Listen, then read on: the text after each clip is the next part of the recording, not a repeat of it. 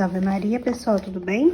Hoje será assim um resumo de um capítulo, a batalha final, Deus contra Satanás, livre de suas correntes, do Padre Gabriel Amor, no livro O Último Exorcista, Minha Batalha contra Satanás. Eu não tô me recordando se eu já li esse trecho, mas se eu já tiver lido, agora eu vou trazer uma parte mais completa. Aproveito que passou um carro ali no fundo, para pedir desculpa dos ruídos do fundo. A visão do Papa Leão XIII nos diz: a história da humanidade não é completamente igual. Diz que nosso tempo é especial. É o tempo que concede a Satanás para que ele lance um ataque mais duro e mais violento que outras vezes. Provavelmente seu último e definitivo ataque. Nossa Senhora em Medjugorje também confirma que as coisas estão assim. Desde 1981, a Virgem aparece nesse lugar.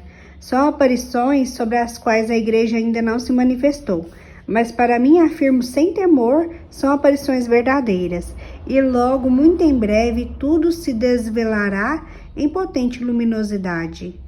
É Nossa Senhora, não o demônio, como sustentam alguns, quem fala ao mundo desde 1981 em Medjugorje.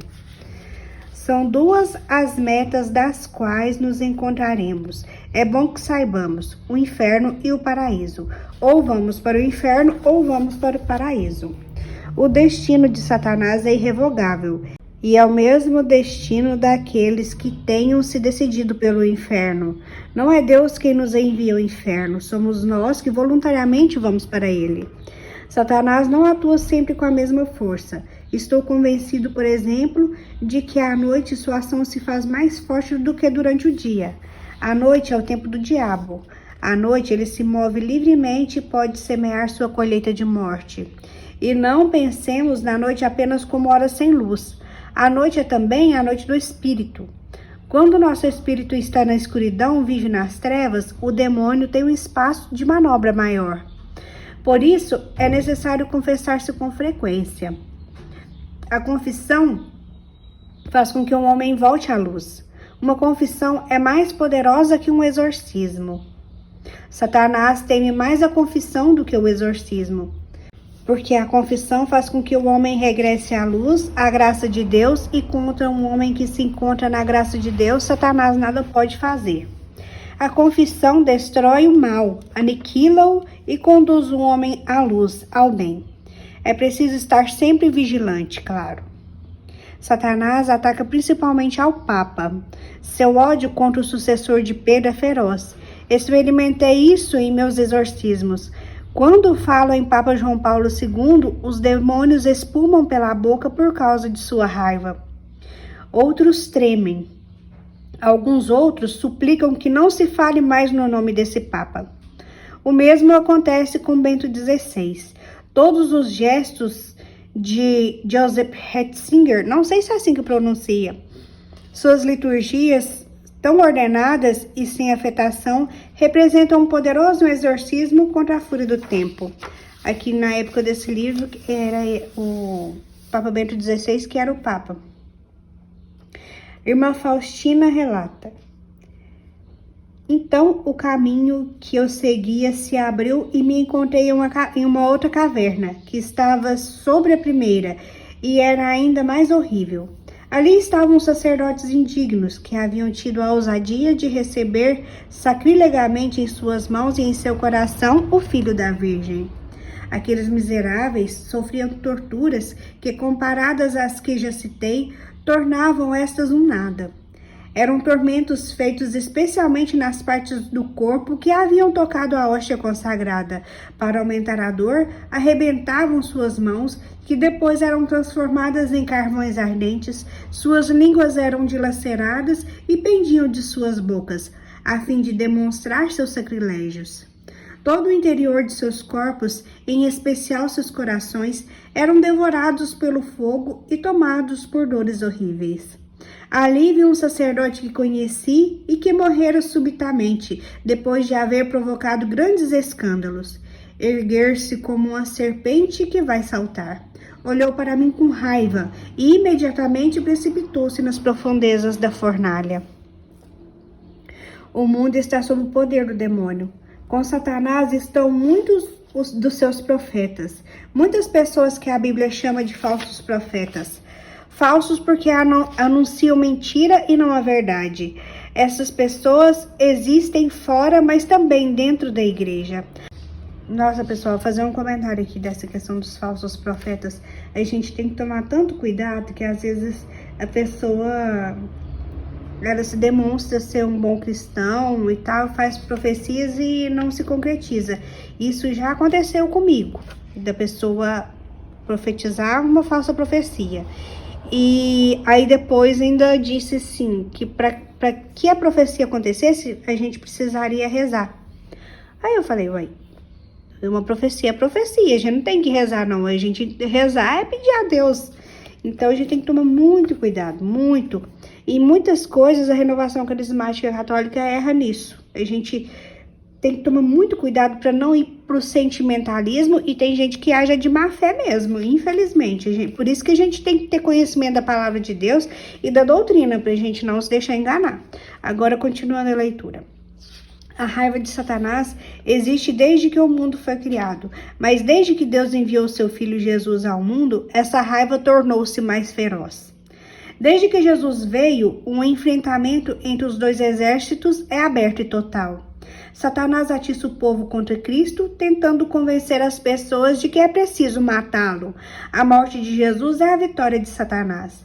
Uma vitória aparente, porque na realidade Jesus triunfa com sua ressurreição. Mas seu triunfo não elimina o mal. Não descarta a presença do dragão, da besta Satanás. Este ainda segue, mas desde a vinda de Cristo, o homem tem a certeza de que, se ele confia em Deus, pode seguir adiante. Pode derrotar a morte, inclusive nas dificuldades da vida. A Virgem de Medjugorje disse no dia 14 de abril de 1982, Deus permitiu que Satanás ponha a igreja à prova por um século, mas acrescentou, não a destruirá. Este século no qual vós viveis está sob o poder de Satanás, mas quando se realizem os segredos que vos confiei, seu poder será destruído. Graças a Deus. Quem é o anticristo? É o inimigo por excelência de Cristo, uma espécie de filho predileto de Satanás que virá ao mundo quando a confrontação com Deus estiver em seus últimos momentos. Virá para lutar contra Deus, mas sucumbirá. Creio que o tempo do anticristo é o nosso tempo, o tempo do início do terceiro milênio. Não será difícil reconhecer a vinda dessa pessoa. Ele, como diz São Paulo, seduzirá os homens, apresentando-se como enviado de Deus, e se sentará no templo de Deus, designando-se a si mesmo como Deus. Quem és tu? Perguntei certa vez ao demônio que possuía uma jovem. Quem és tu? Dize-me, em nome de Cristo. Sou Deus. Não mintas, Deus é um só, e tu o conheces bem. Não, eu sou Deus, sou aquele a quem o mundo adora. Teu Deus não é Deus, e dentro do pouco tempo não existirá mais. Cala-te, mentiroso. Deus é o Senhor do céu e da terra, e tu deves estar submetido a Ele. Tu não sabes nada, Padre. Olha ao teu redor, está cheio de discípulos meus. Quem sou eu para eles? Sou Deus. Tu podes dizer o que quiseres, mas Deus é um só. E em seu nome ordeno-te que saias dessa mulher, que a deixes livre. Vai-te, Satanás. Eu não vou. E ainda que eu vá, permaneço em outros corpos, permaneço em outras vidas. O mundo é meu para sempre. O mundo é de Deus, sempre foi dele. E tu estás destinado apenas a sucumbir. Eu não sucumbirei. Logo um filho meu virá para ser adorado por todos. Eles o chamarão de Deus. Designar-se a si mesmo como Deus, isso é o que Satanás faz desde noites do tempo. A noite em que se rebelou contra Deus, cuspiu em seu rosto e disse, sou Deus. Desde essa noite, o universo está obrigado a sofrer uma batalha feroz. Tal batalha, nós exorcistas estamos obrigados a combater na primeira fila. E combatemos sempre enquanto a igreja existir. É realmente deplorável essa atitude dos bispos que não nomeiam exorcistas. Cheguei a uma conclusão. Os bispos que não nomeiam exorcistas, apesar da necessidade de suas dioceses, estão em pecado mortal. e terão de responder por esse pecado. São omissos diante de uma grave obrigação, uma obrigação que Cristo nos dá claramente no Evangelho. Ide e expulsai os demônios. Quem é Satanás? É o chefe dos demônios, um anjo que em algum tempo foi belíssimo, mas se rebelou contra Deus. Por que ele não se mostra nunca? Porque é por espírito, é invisível, mas se manifesta por meio de blasfêmias e dores nas pessoas das quais toma posse. Pode permanecer escondido, ou falar diferentes línguas, transformar-se ou fazer-se simpático. Às vezes zomba de mim, mas tem o Senhor. Ele me defende e não me deixa intimidar.